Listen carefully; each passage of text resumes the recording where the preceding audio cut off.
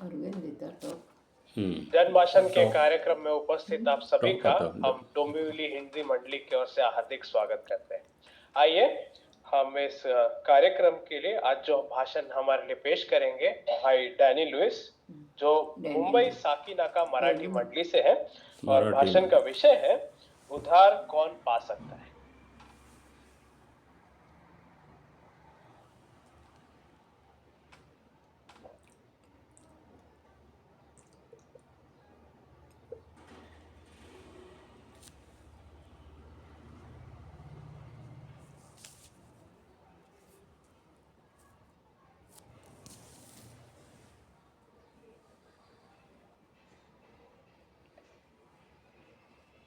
आज हम ऐसे वक्त में जी रहे हैं जहाँ पे हम सभी को एक चुनौतियों का या फिर एक ऐसे खतरे से बचाने की जरूरत है जो हम पर आई हुई है।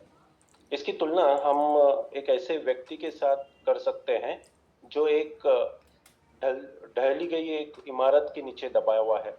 इसको चित्रित करने के लिए हम इस पिक्चर पर ध्यान दे सकते हैं। जैसे आप इस व्यक्ति को देख रहे हैं जो एक बिल्डिंग के नीचे कुचल गया है, जिंदा है मगर वो चल फिर नहीं सकता या फिर खुद को हिला नहीं सकता क्योंकि वो बुरी तरह जख्मी हो गया है। अब वो सिर्फ इंतजार कर सकता है कि कोई आए और उसको इस तकलीफ से बाहर निकाले या फिर इस ढली हुई धसी हुई दीवार के नीचे से उसको छुड़ाकर बाहर निकाल सके। आज हम सभी एक मायने में ऐसे ही एक हालात में हैं।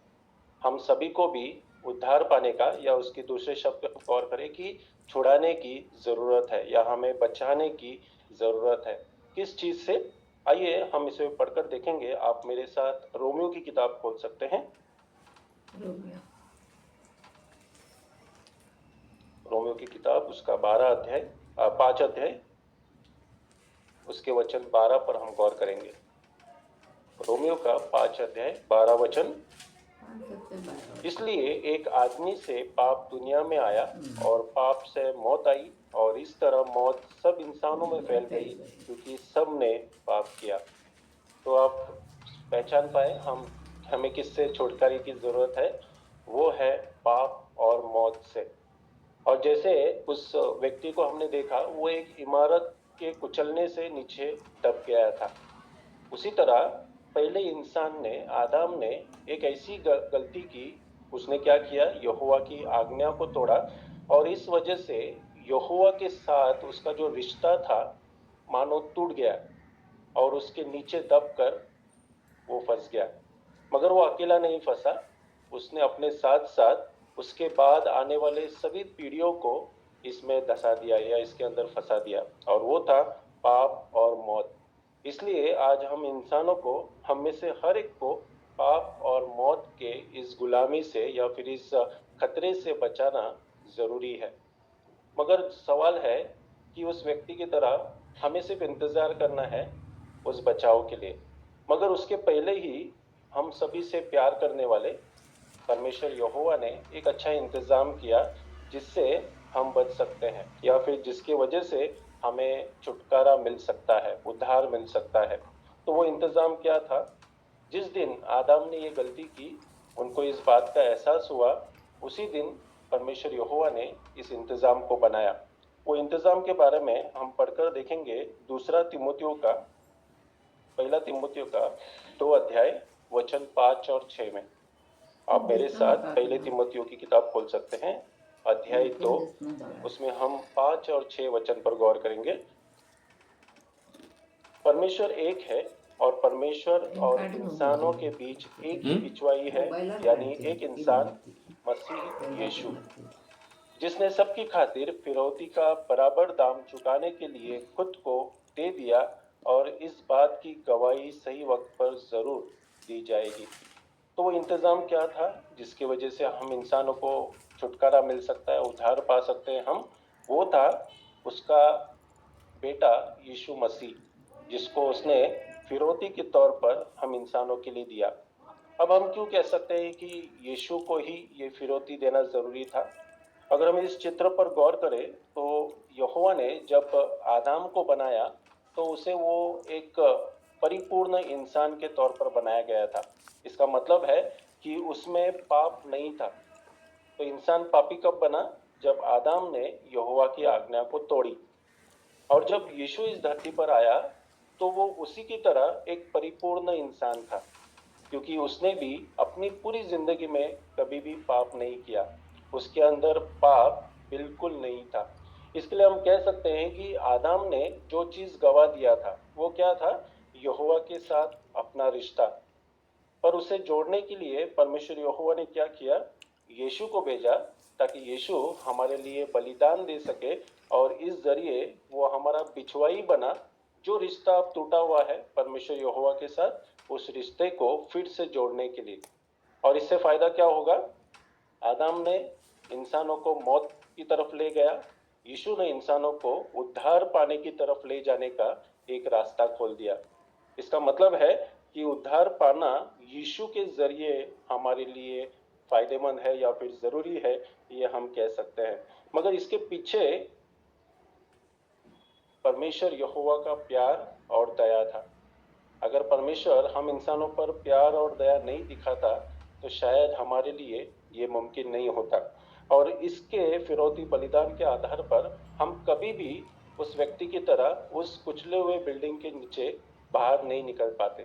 हम वहां पे इंतजार करते करते करते एक दिन दम तोड़ देते। मगर जरूर यहोवा ने हम पे जो प्यार दिखाया है उसके वजह से हमें एक बड़ा फायदा हुआ, वो यानी हमारे लिए छुटकारे का, उद्धार पाने का एक रास्ता खोल दिया गया है। और परमेश्वर चाहता है कि इस धरती पर हर एक इंसान को ये मौका मिले ताकि वो उद्धार को पा सके। मगर आज दुनिया में ऐसे कई क्रिस्ती धर्म के आने वाले संगठन है या फिर गट है जिनको लगता है कि वे उद्धार पा चुके हैं, या फिर उनको लगता है कि सिर्फ यीशु पे विश्वास करने से ही उनको उद्धार मिल जाएगा। आपने कई बार कोई बोर्ड देखा होगा जहाँ पे लिखा है कि जीसस सेव्स लाइफ ना, या उनको लगता है कि सिर्फ यीशु के जरिए उद्धार मिल सकता है, सिर्फ उस पे भरोसा कर कर, उसके ऊपर विश्वास कर कर। मगर बाइबल हमें कहता है कि विश्वास हमें कामों से दिखाने की जरूरत है। हमें दिखाना होगा कि हम जो विश्वास करते हैं वो हमारे लिए कितना असल है। उदाहरण के लिए छुड़ौती बलिदान मेरे लिए, आपके लिए, हर एक व्यक्ति के लिए कितना इम्पोर्टेंट है, क्या वो अपने कामों से और बातों से, अपने विश्वास से हम उसको जाहिर कर पा रहे हैं? अभी इस छुड़ौती बलिदान के बारे में जब मैं थोड़ा सा रिसर्च कर रहा था, एक अच्छा बात जो मैं ढूंढ पाया, मैं आपके सामने रखना चाहता था, तो वो था भाई चार्ल्स टेस रसल के बारे में।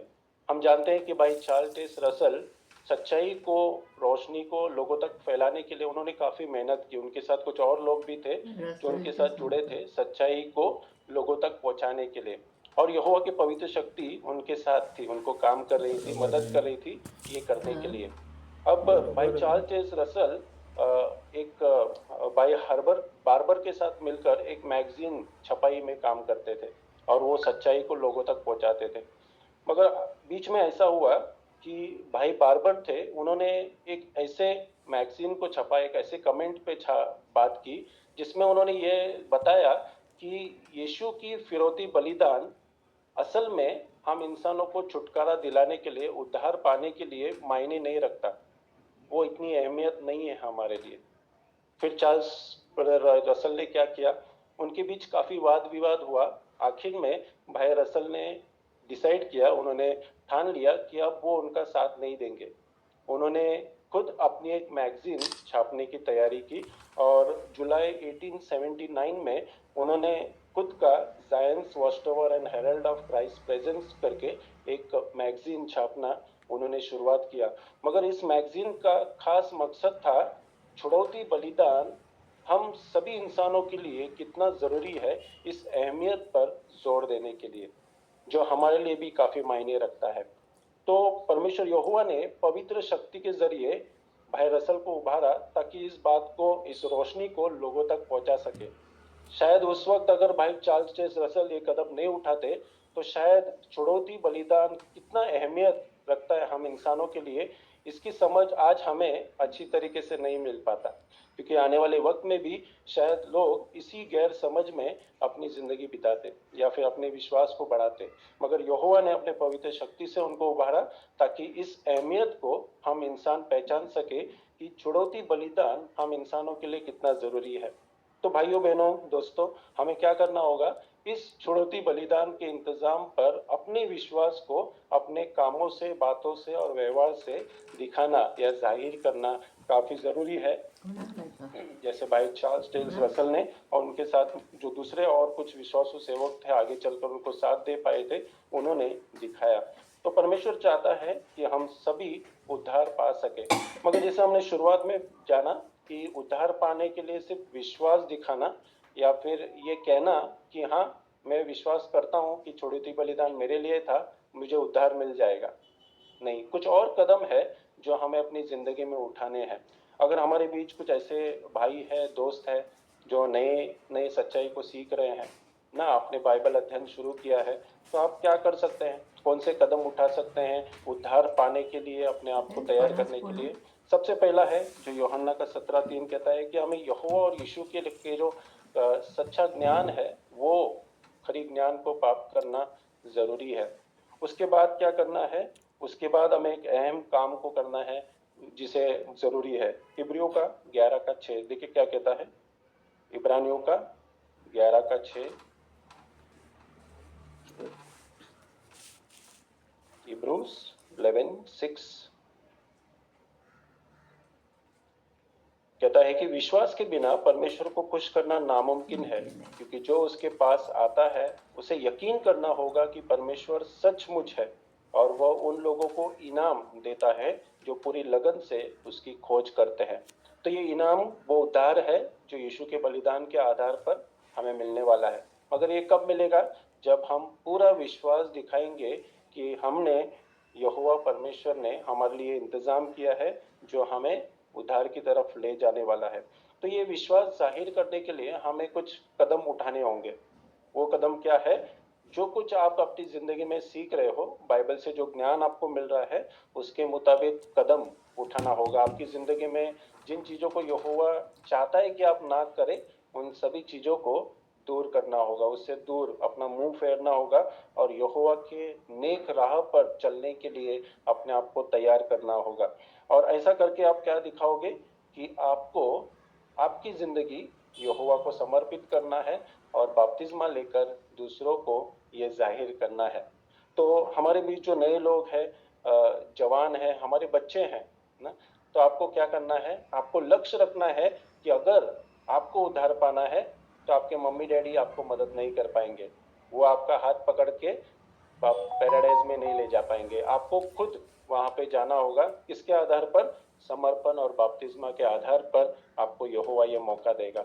तो प्लीज हमारे जो बच्चे हैं उनको भी हम रिक्वेस्ट करेंगे, जवान है, कि आपने अगर अभी तक अपने आप को समर्पित नहीं किया यहोवा को, तो आप उस कदम को उठा सकते हैं। और हमारे बीच जो नए लोग हैं जो बाइबल का अध्ययन कर रहे हैं, आप भी मेहनत कर सकते हैं ताकि आप यहोवा के उस उद्धार पाने के इंतजाम का फायदा उठा सके।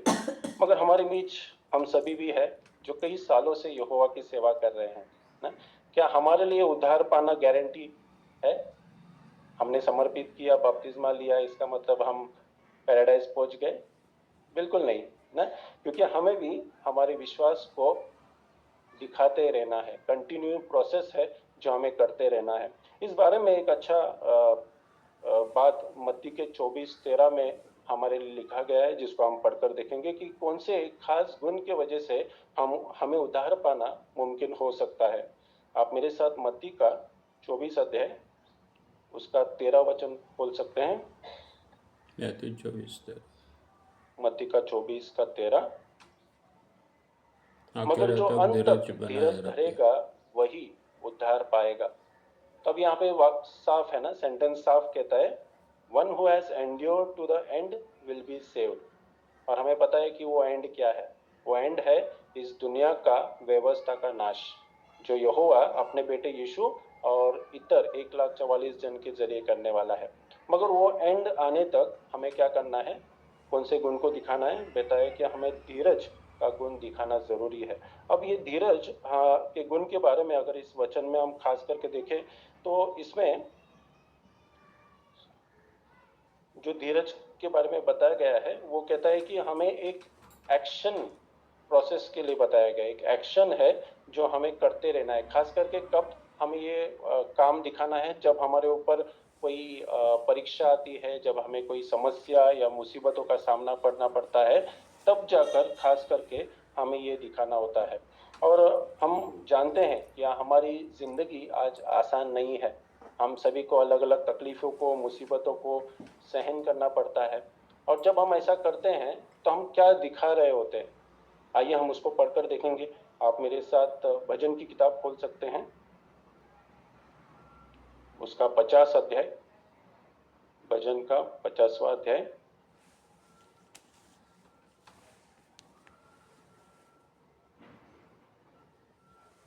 उसका 23 वचन। भजन का 50 का 23। जब कोई मुझे धन्यवाद देता है जो कि उसका बलिदान है, तो वह मेरी महिमा करता है। जो मजबूत इरादे से सही राह पर चलता रहता है, उसका मैं उद्धार करूंगा। तो यहोवा कहता है कि जो मजबूत इरादे से सही राह पर चलता है, तो ये सही राह हमें कौन दिखा रहा है? यहोवा परमेश्वर। और जब यीशु इस धरती पर था तो उसने हमारे सामने एक उम्दा मिसाल रखी कि हम यहोवा की इस राह पर कैसे चल सकते हैं। और ये राह पर चलना शायद हमारे लिए आसान नहीं होगा ना, इसके साथ हमें कई सारी तकलीफें आएंगी। खास करके जब हम समर्पित करते हैं अपने जीवन को, यहोवा को समर्पण करते हैं, उसके बाद शायद हमें और भी ज्यादा उन तकलीफों को, उन समस्याओं का सामना करना पड़ेगा जो शायद पहले हम नहीं करते थे। पहले शायद हमारा जीने का तरीका काफी आसान था, हम इतर लोगों के साथ काफी अच्छे से मौज मस्ती कर रहे थे, अच्छा वक्त बिता रहे थे। मगर अब जब हम परमेश्वर की राह पर चलने लग गए तो शायद हमारे बीच कुछ पाबंदियां है, एक मर्यादा है जिसके अंदर रहकर हमें काम करना पड़ता है। और शायद इसके लिए हमें तकलीफ आएगी, हमारा विरोध होगा, हमारे ऊपर झूठे इल्जाम लगाए जाएंगे और हमें इसका सामना करना मुश्किल जाएगा। मगर ऐसे वक्त में जब आप दुखी होते हो, निराश होते हो, शायद आप रोते हो गिड़गिड़ाकर, तब क्या होता है? आइए भजन का 126 5 और 6 वचन देखिए क्या कहता है। भजन का 126 का 5 और 6। भजन 126 का 5 और 6। जो आंसू बहाते हुए बीज बो रहे हैं, वे खुशी से जय जयकार करते हुए कटाई करेंगे।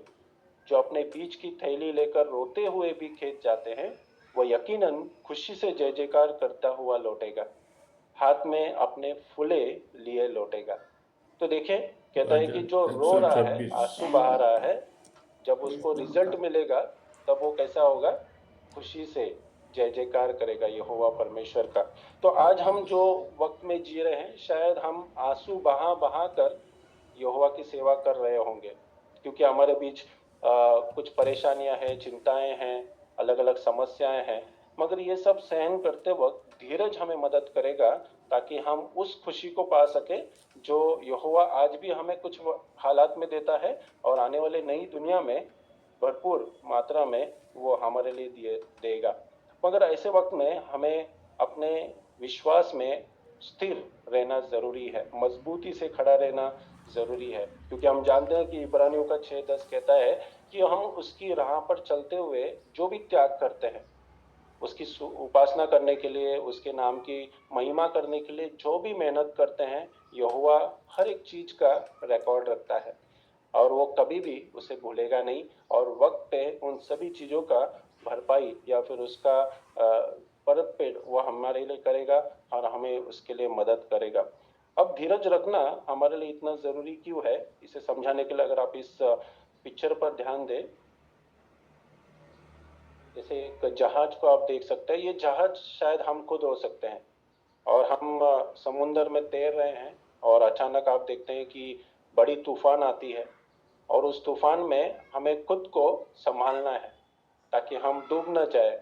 अगर हम उस हवा के झोंके से यहाँ वहाँ ज्यादा उछलने कूदने लगे तो शायद हम ना उलट पुलट हो जाते थे, हम डूब सकते हैं। मगर कौन सी चीज हमें मदद करेगा?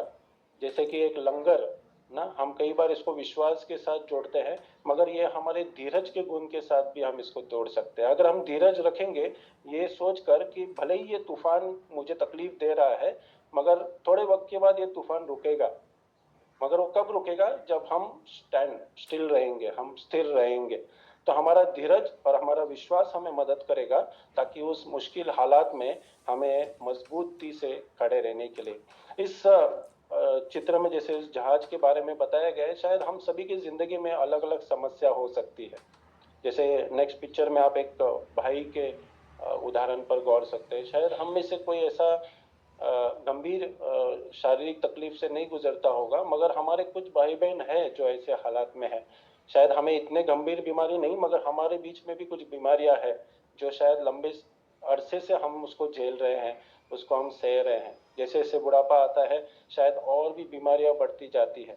अब तो बच्चों से ही ये बीमारी स्टार्ट होनी है। बच्चों को पहला हार्ट अटैक आता था, हमने कभी सुना नहीं था, पर आज बच्चों की मौत हार्ट अटैक से हो रही है ना। उनको डायबिटीज हो रहा है, बच्चों को, छोटे छोटे बच्चों को डायबिटीज, कैंसर तो काफी अरसे से बच्चों को हो रहा है। तो ये सब बातों को ध्यान में रखते हुए हम क्या कह सकते हैं कि हमारी जिंदगी आसान नहीं है, मगर हमें धीरज रखना जरूरी है। और जब हम धीरज के साथ यहोवा के पास मदद मांगते हैं, उसके राह पर चलते रहने के लिए उससे ताकत मांगते हैं, तो हमें क्या होगा? वो खुशी मिलेगी जो हमारे हालात पे डिपेंड नहीं होगा, मगर यहोवा के साथ जो हमारा रिश्ता है और जो हमें खुशी आगे भविष्य में मिलने वाली है उसके ऊपर डिपेंडेंट होगा। क्योंकि हमारी ये खुशी आज जिस हालात में हम हैं उसके ऊपर कायम टिका हुआ नहीं है। हमारी यहोवा ने हमें जो खुशी दिया है, जैसे हमने देखा कि ये हमारे पवित्र शक्ति का एक फल है, ये हमेशा हमारे दिल में रहने वाला खुशी है, जो हमारे चेहरे से, हमारे कामों से, हमारे बातों से दिखेगा जब हमारी हालात अच्छी नहीं होगी। और हमें खुशी है कि हमारे बीच कुछ ऐसे बुजुर्ग भाई बहन हैं। आपके कमेंट सुनकर मुझे काफी अच्छा लगा, प्रोत्साहन मिला। और जब आप कमेंट्स दे रहे थे तो हम खुशी से यहोवा को धन्यवाद दे रहे थे कि आपने अब तक आपको मजबूत बनाए रखा है। तो हमारे जो बुजुर्ग भाई बहन हैं, कभी मत भूलिए कि यहोवा आपको साथ छोड़ देगा। जैसे आपने वॉस्टर्न में देखा, पढ़ा, अभी हमने किया, यहोवा जानता है कि आप किस हालात में हैं। कभी कभी हो सकता है कि वॉस्टर्न में जिन बातों को अभी आपने सीखा वो आपके साथ नहीं होता होगा। शायद कुछ भाई बहन आपसे मिलने कभी आए नहीं होंगे, कभी आपके साथ बातचीत नहीं की होगी। शायद आपको बार बार, क्योंकि हमने क्या सीखा, समय समय पर शायद समय समय पर आपको वो मदद नहीं मिलती होगी, हौसला नहीं मिलता होगा, मगर यहोवा समय समय पर आपको हौसला देगा। तो यहोवा की दोस्ती को हमेशा मजबूती से थामे रखिए। और आप जो कुछ कर रहे हैं, यहोवा के लिए मेहनत कर रहे हैं, त्याग कर रहे हैं, यहोवा उसको देख रहा है। तो धीरज दिखाइए और अपने विश्वास को मजबूत बनाए रखिए। और जब तक आप धीरज धरोगे, यहोवा वादा करता है कि आपको यहोवा उद्धार दिलाएगा। एक भाई का अनुभव है।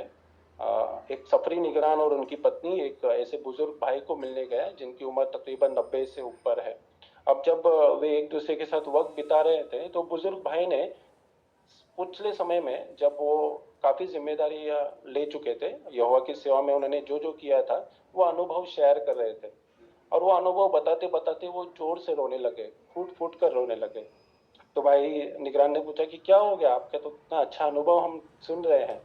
कहता है कि मैं करता था मगर अभी नहीं कर पा रहा हूँ, तो इस बात का मुझे दुख है। तब इस सफरी निगरान ने उनको मत्ती का 24:13 जो वचन हमने पढ़ा था वो वचन पढ़कर सुनाया और कहा कि आपने खूब बहुत सारे असाइनमेंट्स पूरे किए हैं ना, यहोवा को खुश किया, भाई बहनों की मदद की, अपनी जिम्मेदारी को पूरा करने के लिए मेहनत की, मगर एक लास्ट असाइनमेंट जो यहोवा चाहता है कि आप आखिर तक बनाए रखिए, उसको कंटिन्यू रखें, वो था धीरज रखना। तो इस असाइनमेंट को कभी मत छोड़ना ना। तो आज हमें भी, चाहे हम बूढ़े हो, जवान हो, बुजुर्ग हो, ना बच्चे हैं, हम सभी को धीरज का गुण दिखाना पड़ता है। खास करके अपने जो जवान हैं, जब आप देखते हो कि आपके हम उम्र के जो दोस्त हैं वो काफी आगे निकल गए हैं आपसे ना, बड़ी बड़ी सैलरीज ले रहे हैं, बड़े बड़े कंपनी में काम कर रहे हैं ना, शायद उनके पास अच्छा घर है, गाड़ी है, शादी करने के लिए अभी वो एकदम सेटल्ड है। पर तब आपका धीरज आपको मदद करेगा कि आपने जो चुना है हमेशा की जिंदगी, उसको आप थमे रख पाए। और उस विश्वास को जो यहोवा ने आपको दिया है, तो उस खुशी को कभी मत कम होने देना, जो कुछ पल के लिए देने वाली खुशी से हमें मिलता है। पैसा, नाम, शोहरत ये कुछ पल का है, मगर यहोवा के साथ अपना रिश्ता, उसकी सेवा में हमारा त्याग, ये हमेशा तक ना बैंक बैलेंस को डबल ट्रिपल चौपल करने वाला काम है। तो उसको कभी कम मत आने देना। हमारे बच्चे हैं, शायद स्कूल में आपको टॉन्ट किया जाता है, शायद आप बर्थडे नहीं मनाते, आप क्रिसमस सेलिब्रेट नहीं कर रहे हैं, आप किसी भी तरीके के फेस्टिव्स में भाग नहीं लेते हैं। तो बच्चों, निराश मत होना ना, यहोवा आपको देख रहा है, यहोवा आपको ताकत दे रहा है, और यहोवा आपको मदद करेगा ताकि आप बड़े हो सके, उसकी सेवा कर सके, और उद्धार पाने के लिए यानी साल्वेशन के लिए उस राह पर चलते रह सके। तो बुजुर्ग हो, जवान हो, बूढ़े, बच्चे हैं, हम सभी को धीरज धरना जरूरी है। खास करके हमारे जो फैमिली हेड्स है, उनके लिए काफी ये मुश्किल हो सकता है, क्योंकि फैमिली हेड होने के नाते उनके ऊपर जो जिम्मेदारी है काफी भारी है। उनको सिर्फ अपनी नहीं, पूरा फैमिली की रिस्पॉन्सिबिलिटी को संभालना है। और ऐसा करते वक्त शायद आपको लगेगा कि मैं उतना नहीं कर पा रहा हूँ अपने फैमिली के लिए जितना मुझे करना है। मगर यहोवा कहता है कि अगर आपने अपने फैमिली का आध्यात्मिक, शारीरिक जरूरतों को, इमोशनल जरूरतों को, बेसिक नीड्स को फुलफिल किया, तो भी आप एक अच्छे फैमिली हेड हो। तो आप कभी मत सोचे कि आप नहीं कर पा रहे हो, आप ये देखिए कि आप क्या कर पा रहे हो और उसी में खुश रहे। मगर साथ साथ में आप ये देखिए कि आपने आपके और आपके फैमिली को आध्यात्मिक तौर पर आज किधर खड़ा करके रखा है। जब आप इस पर ध्यान दोगे तो जरूर आपको दूसरे फैमिलीज में जो खुशी नजर आती है, वो फैमिली से बढ़कर खुशी आपको आपकी फैमिली में दिखाई देगी। तो हमने अब तक देखा कि उद्धार पाना हम सभी के लिए जरूरी है, और इसका एक मार्ग क्या है? अगर हम यहोवा ने बनाए हुए इंतजाम का फायदा उठाते हैं, तभी हम उद्धार पा सकते हैं। वो इंतजाम क्या है? यीशु के छोड़े हुए बलिदान के ऊपर विश्वास दिखाना। अगर आपने अब तक समर्पण नहीं किया है, बपतिस्मा नहीं लिया है, तो उसके लिए आप कदम उठा सकते हैं। मगर जिन लोगों ने समर्पण किया है, बपतिस्मा लिया है, मत्ती 24:13 कहता है कि धीरज रखिए, अपने इस असाइनमेंट को लास्ट तक, एंड तक संभाले रखिए। और जब आप ऐसा करोगे तो यहोवा गारंटी देता है कि जो भी वादे उसने बाइबल में किए हैं, उन सभी वादों को वो पूरा करेगा। बाइबल में ऐसे कुछ रिकॉर्ड्स है जो बताता है कि जब लोगों ने धीरज रखा, यहोवा पे भरोसा रखा, तो उसका रिजल्ट उनको मिला। जैसे नोहा और उसके परिवार के बारे में, काफी मुश्किल हालात में वो थे, सिर्फ वो और उसका परिवार सच्चाई में था, फिर भी यहोवा ने क्या किया? उनको हिम्मत रखने में मदद दी। उन्होंने धीरज रखा, वक्त दिया ना, अपने आप को यहोवा को काम करने के लिए वक्त दिया, और आपने देखा कि वो और उसका परिवार ही सिर्फ उस जल प्रलय से बच पाए। उसके बाद जब इजरायली लोग इजिप्ट में गुलाम थे, यहोवा ने क्या किया? चमत्कारिक तरीके से उनको उस गुलामी से बाहर निकाला। और उसमें सिर्फ इजरायली लोग नहीं बचे, जो इजिप्ट में गुलामी थे, दूसरे जो इजिप्शियंस थे, उन्होंने उनके विश्वास को देखकर उनके साथ जब वो बाहर निकले, तो वो भी उसमें बच पाए। तो आज हमें भी क्या करना है? सिर्फ अपने उद्धार की चिंता नहीं करना है, हमें अपने बच्चों को, परिवार वालों को, और हमारे जो दूसरे लोग हैं जिनको हम मिलते हैं प्रचार में, उनको भी उद्धार पाने के लिए आगे लाना जरूरी है। उसके लिए हमें मेहनत करना जरूरी है। सामान्य 70 में भी ऐसे ही हुआ, जब यरूशलेम पर नाश आने वाला था, यहोवा ने अपने लोगों को छुड़ाया, उसमें से बचाए रखा, उस नाशन से उनको बाहर निकाला। और हम पूरा भरोसा रख सकते हैं कि महासंकट के दरमियान जब शैतान अपने उस दुष्ट लोगों के जरिए हम पर हमला करेगा, तो वो भी हमें बचाएगा, हमें उद्धार दिलाएगा। मगर ये उद्धार पाने के लिए हमें लगातार प्रार्थना करना होगा। यहोवा जो मदद दे रहा है अपने वचन बाइबल से, अपने संगठन से, उसको लगातार रहते रहना जरूरी है। और साथ ही में यहाँ पर सम्मेलनों में, अधिवेशनों में उपस्थित रहना भी जरूरी है, ताकि हमें आध्यात्मिक तौर पर बढ़ोतरी हो सके, हम आध्यात्मिक तौर पर प्रौढ़ हो सके। तो यहोवा चाहता है कि हम उद्धार पाए, और सवाल है कि क्या हम चाहते हैं कि यहोवा हमारा उद्धार करे? जरूर, अगर हम धीरज रखेंगे तो यहोवा हमारा उद्धार दिलाएगा।